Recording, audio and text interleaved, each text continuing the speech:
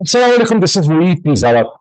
मुझे मेरी वीडियो का उन्वान ये है कि पाकिस्तान के respected army chief general Asim Munir साहब, उनके जो फेलो जनरल्स हैं, गुड जनरल्स हैं, उनको बहुत जल्दी अपना माइंड बनाना पड़ेगा पाकिस्तान की पॉलिटिक्स की सेंस और डायरेक्शन के हवाले से। और उनको इसमें जो बहुत ज्यादा देर लग रही है उसमें बड़े खतरात जो है उनके लिए पन्हा है। इसमें कोई शक नहीं है कि कुछ चीजें उन्होंने की हैं, लेकिन उनकी जो स्पीड ऑफ मूवमेंट है वो बड़ी स्लो है। और पाकिस्तान के अंदर जो तूफान खड़ा हो रहा है या खड़ा हो सकता है, उसकी स्पीड कहीं उनको ओवरटेक न कर ले। इस हवाले से मैं, इससे पहले कि मैं इस कंक्लूजन के हवाले से चंद जुमले कहूं, मुझे कहीं पहुंचना भी एक मीटिंग के लिए, वरना टाई तो मैं पहनता ही नहीं, अमेरिका में कोई पहनता ही नहीं है टाई। मैं कुछ एक दो डेवलपमेंट सामने रखना चाहता हूँ, फिर मैं कंक्लूड करूंगा, वापस आऊंगा जनरल आसिम मुनीर और उनके फेलो जनरल्स के ऊपर। एक और डेवलपमेंट इंपॉर्टेंट, जो पाकिस्तान के अंदर जितने भी कॉन्स्टिट्यूशनल एक्सपर्ट हैं, लीगल और कॉन्स्टिट्यूशनल एक्सपर्ट हैं, वो ये समझते हैं कि पाकिस्तान में जो सूबाई इंतखाबात हैं, पंजाब के और खैबर पख्तूनख्वा के, उनको डिले करने का कोई तरीका नहीं है। मासा इसके कि पाकिस्तान की कहीं खित्ते में एक जंग हो जाए, हिंदुस्तान के साथ कहीं जंग हो जाए, या पाकिस्तान के अंदर लॉ एंड ऑर्डर की एक ऐसी सूरत हाल पैदा हो जाए, या कोई इकोनॉमिक इमरजेंसी लगा दे हुकूमत की, तमाम चीजें इंतहाई खतरनाक हैं। और इनको शॉर्ट ऑफ दैट पाकिस्तान में सूबाई इंतखाबात जो हैं पंजाब के और खैबर पख्तूनख्वा के, उनको अप्रैल से आगे डिले करना, लटकाना जो है, वो उसका कोई कॉन्स्टिट्यूशनल लीगल फॉर्मूला जो है वो एग्जिस्ट नहीं करता। और ये जो कॉन्स्टिट्यूशनल एक्सपर्ट्स हैं, जिसको मैं डिस्क्रिप्शन में दे भी दूंगा इनकी ओपिनियंस को, ताकि आप उसको देख भी सकें, उनकी ओपिनियन ये भी है कि जो अगर पीडीएम की जमातों के ज़हन में यकीनी तौर पर चीजें हैं कि इकोनॉमिक इमरजेंसी हो सकती है, कोई बहाना हो सकता है, डीलिमिटेशन 2017 के इंतखाबात और सेंसस का बहाना ढूंढ के डीलिमिटेशन का ऑर्गेनिंग बन सकता है, सुप्रीम कोर्ट के पुराने फैसले सामने लाए जा सकते हैं, लोगों को खड़ा किया जा सकता है पिटिशंस के लिए, लेकिन इनमें से कोई भी चीज अल्टीमेटली मौजूदा जो हालात इस वक्त पाकिस्तान के हैं उसमें वर्क नहीं करेगी। और इंतखाबात का अगर डिले हुआ भी तो चंद दिन से ज्यादा नहीं होगा, और सूबाई इंतखाबात करवाने ही पड़ेंगे। और उसके हवाले से एक न सिर्फ कॉन्स्टिट्यूशनल इम्पेरेटिव है, बल्कि एक माहौल भी आहिस्ता आहिस्ता सड़कों पे बनता चला जा रहा है। खास करके जब आप कराची में देखते हैं कि कैसे वहां पर जो लोकल गवर्नमेंट इलेक्शन में जो पाकिस्तान पीपल्स पार्टी ने मैसिव रिगिंग और धांधली की, जिसमें कोई शक होना ही नहीं चाहिए इसको एक्सप्लेन करने के, उसके हवाले से एक अवामी रद्द अमल भी आप देख रहे हैं, जिसमें वायलेंस है, तोड़ फोड़ है, गुस्से का मुजाहरा हो रहा है, और इस किस्म की सूरत हाल जो है ये बढ़ भी सकती है। सो ये इलेक्शन जो है ये रुकते नहीं है। और कॉन्स्टिट्यूशनल एक्सपर्ट जो है उनका ये भी ख्याल है कि ये भी बड़ी एक फ्यूटाइल हरकत होगी पाकिस्तान की तारीख में अगर इन सूबाई इंतखाबात के साथ, जो कि 60-70% पाकिस्तान की आबादी के इंतखाबात हैं, इसके साथ पाकिस्तान के जनरल इंतखाबात ना कराए जाए। ये और बात है कि अभी पीडीएम की जो टॉप लीडरशिप है और जो उनकी सेकेंडरी लीडरशिप है, वो इस हवाले से खामोश है। और खामोश है तो ऐसा ही लगता है कि नवाज शरीफ, आसिफ अली जरदारी और मौलाना फजल रहमान की तो ऐसी स्टेटमेंट्स भी हैं, या उनके जो स्पोक्स पर्सन और सेकेंडरी हैं, उनकी स्टेटमेंट्स भी ये हैं कि आम इंतखाबात अपने वक्त पे ही होंगे। क्योंकि मेरे जैसे को तो शक ये है कि अगर उनका बस चले तो आम इंतखाबात 2023 में ना हो। और मौलाना फजल रहमान ने एक से ज्यादा इस ख्वाहिश का इजहार भी किया। राना सनाउल्लाह साहब, जिन्होंने चंद दिन पहले लंदन ट्रैवल करना था नवाज शरीफ साहब से मिलने के लिए, अब वो लंदन के लिए रवाना हो चुके हैं, और उन्होंने स्टेटमेंट्स भी दी हैं कि नवाज शरीफ साहब आएंगे, उनका बहुत जबरदस्त वाले आना इंतखाब होगा। लेकिन नवाज शरीफ साहब, जिनके बारे में किसी ने ट्वीट में ये कहा है, इटली के मीसना का जिक्र करते हुए उन्होंने कहा कि इटली का मीसना तो गिरफ्तार हो गया, लेकिन पाकिस्तान का मीसना लंदन गया था दवाई लेने, वहां से वापस नहीं आया। तो नवाज शरीफ साहब बेसिकली तौर पर आसिफ अली जरदारी की तरह एक बड़े स्कीमिंग माइंड है, और वो जाहिर है ये सोच रहे हैं कि मैं मौजूदा क्राइसिस मेरे सामने खड़ा हुआ, उसके हवाले से उन्होंने ऐलान तो कर दिया है कि इलेक्शन की तैयारी करें, लेकिन मैं इससे जान कैसे छुड़ाऊं। और राना सनाउल्लाह के साथ उनकी जो मीटिंग है वो आप समझे कि इसी हवाले से एक इंपॉर्टेंट कड़ी है। लेकिन अगर आप प्रिडोमिनेंट ओपिनियन देखते हैं तो नवाज शरीफ साहब के लिए इन इलेक्शन से जान छुड़ाना जो है वो कोई बहुत आसान काम नहीं होगा, बिकॉज अब ये इलेक्शन और इसका जो एक इम्पेरेटिव है वो उनके सामने आके खड़ा हो गया।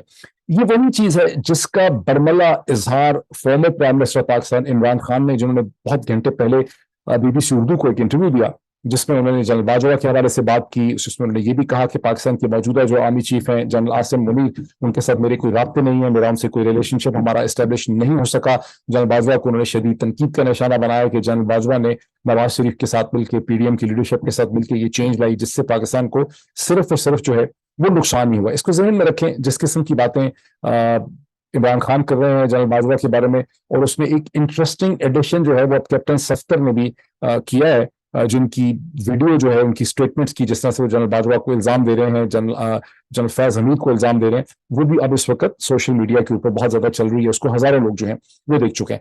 تو عمران خان صاحب نے یہ کہا کہ میں نہیں سمجھتا کہ پی ڈی ایم کتنی ہی کوشش کیوں نہ کرے, یہ اپریل میں ہونے والے الیکشنز کو روک نہیں سکیں گے, اور اپریل میں الیکشنز ہو جائیں گے. یہ عمران خان صاحب نے اس میں کہا, اور یہ میں آپ سے اس کی ڈسکرپشن کے اندر میں اس کو شیئر بھی آپ سے کرنے کی کوشش کرتا ہوں.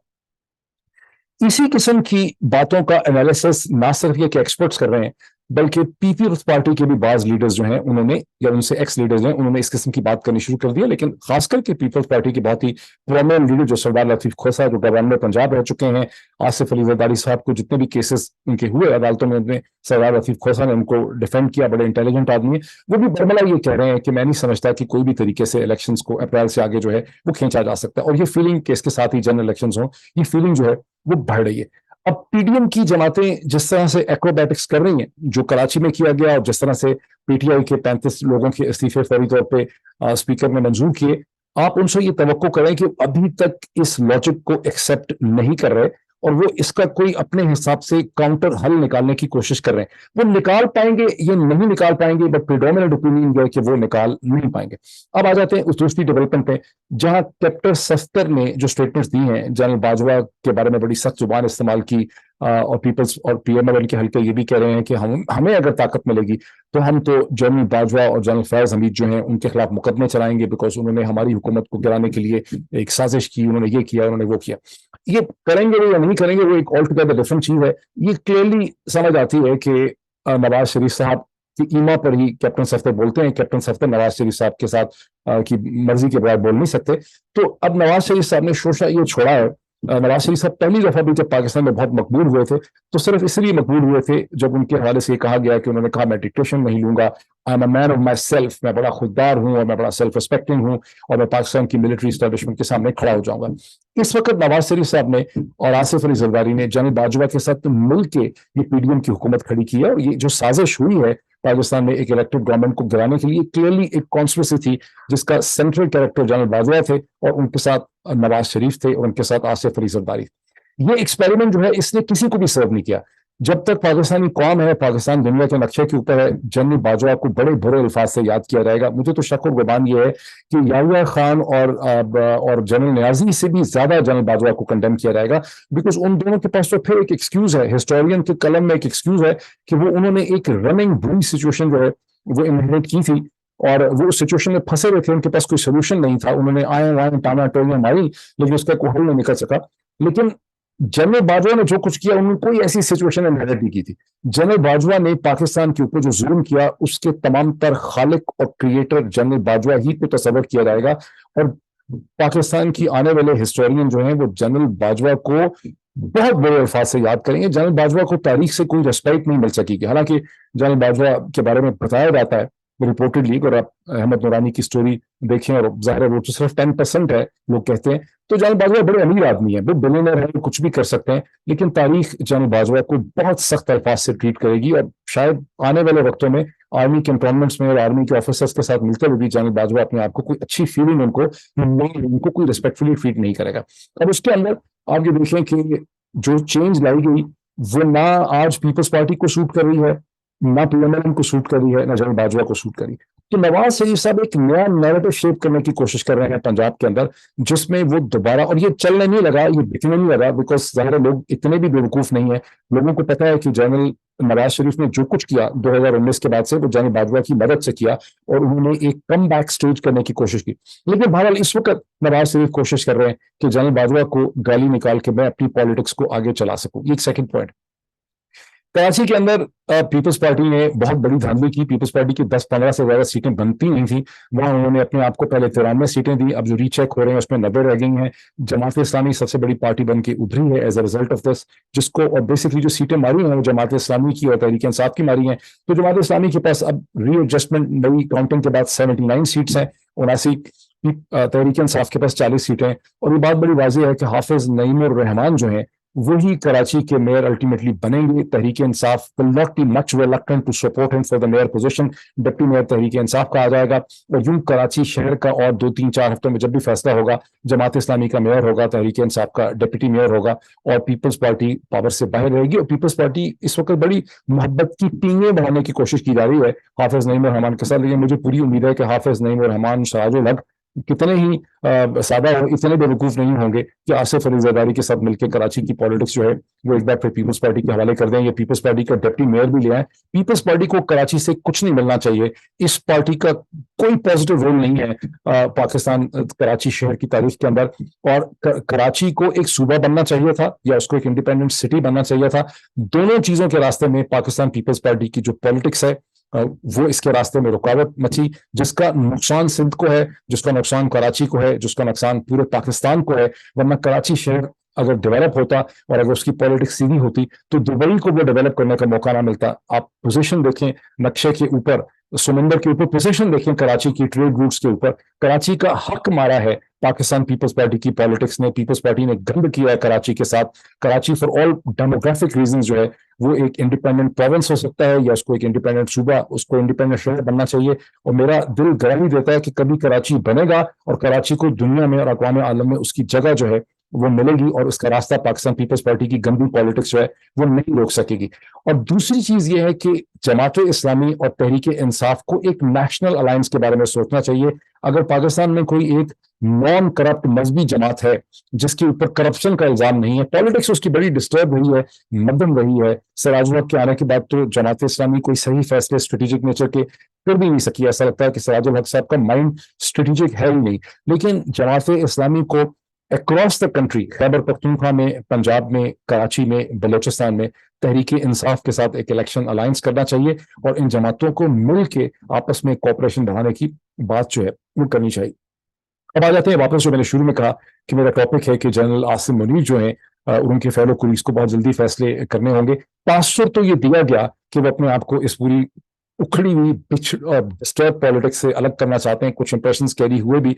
लेकिन अब 1 महीना और तकरीबन 2 महीने हो जाएंगे, 29 दिसंबर को पहला महीना, 29 जनवरी को दूसरा महीना हो जाएगा। मुझे शक ये है कि जनरल आसिम मुनीर इस चीज को अंडरस्टैंड नहीं कर रहे, और उनके साथ उनके जो एडवाइजर्स हैं इसको अंडरस्टैंड नहीं कर रहे। तो लोगों की बड़ी नजरें हैं जनरल आसिम मुनीर के ऊपर, और अभी तक लोग बड़ी पेशेंस से अपनी कलम, अपनी जुबानें, अपने ट्वीट्स रोक के बैठे हुए हैं। पाकिस्तान आर्मी के अंदर एक गलतफहमी ये है कि जो उनका माजी में रिस्पेक्ट रही है और जो उनको एक रेवरेंस के साथ देखा गया है वो मुस्तकबिल में भी रहेगा। मार्च में जब अभी कोई ये सोचता नहीं था कि एस्टैब्लिशमेंट के ऊपर किस किस्म के इल्जाम लगेंगे, जब मैंने ये भांपा कि जनरल बाजवा किस किस्म की सियासी तब्दीली पाकिस्तान में लाने लगे हैं, तो in the first week of March 2022 मैंने ये वार्न किया सीरीज ऑफ वीलॉग्स में कि इस तब्दीली का सबसे ज्यादा बड़ा नुकसान जो है तो पाकिस्तान की एस्टैब्लिशमेंट में होगा, उनके और पाकिस्तान के मिडिल क्लास के दरमियान, इंटेलिजेंसिया के दरमियान, अर्बन लोगों के दरमियान में एक बदगुमानी की, शक की और एक बड़ी नेगेटिव फीलिंग की दीवारें जो हैं वो फैल हो जाएंगी। और उसके बाद आपने देखा उस वक्त किसी ने ये सोचा नहीं था, कोई सोच ही नहीं सकता था, ये कोई भांप ही नहीं रहा था कि क्या होगा। अब वो प्रोसेस जो है वो आपने देखा कितनी शिद्दत से आगे बढ़ा है। अब इस वक्त जनरल आसिम मुनीर साहब का एक हनीमून टाइम पीरियड है, वो हनीमून टाइम पीरियड और 2 हफ्ते में खत्म हो जाएगा। 2 हफ्ते नहीं तो 3-4-5 हफ्ते के बाद लोग बड़े डेस्परेट होने लग जाएंगे, और ये सिर्फ तहरीक इंसाफ के लोग नहीं होंगे। अगर आप कैप्टन सफ्दर की जुमले देखें तो आपको देखेंगे बहुत से और प्लेयर्स और कैरेक्टर्स इसमें रोल प्ले करेंगे, और जो ट्रेडिशनल रिस्पेक्ट है, जो रेवरेंस रही है पाकिस्तान आर्मी की, जो रोब रहा है, वो इस सारी सूरत हाल को बदलने में कामयाब नहीं हो सकेगा। इसलिए मैं समझता हूँ ये बहुत जरूरी है जनरल आसिम मुनीर उनके फेलो कुलीग्स के लिए कि वो बदलती हुई सियासी सूरत हाल, पाकिस्तानी इंटेलिजेंसिया की थिंकिंग को नजर रखें और इसको सप्रेस करने के बजाय अपनी इंटरनल एडजस्टमेंट करें। General Asim Munir will not be doing any favour to himself and to the Pakistan army. अगर उनको तारीख ने या लोगों ने देखना शुरू कर दिया कि वो उनको बड़ी झगड़ा करके नवाज शरीफ साहब लाए थे, and he's only a general to serve Nawaz Sharif and Asif Ali Zardari. Any Pakistan Army chief जिसके बारे में ये तासुर बैठ जाए कि वो नवाज शरीफ का और आसिफ अली जरदारी का या मौलाना फजल रहमान का जनरल है, वो अपने साथ कोई अच्छा नहीं करेगा, और बड़ा एक नेगेटिव सूरत हाल जो है वो डेवलप कर जाएगी। तो अभी इतना ही मुझे कहना है, because I have to rush somewhere. I will come back after few hours with more analysis on the situation. Thank you.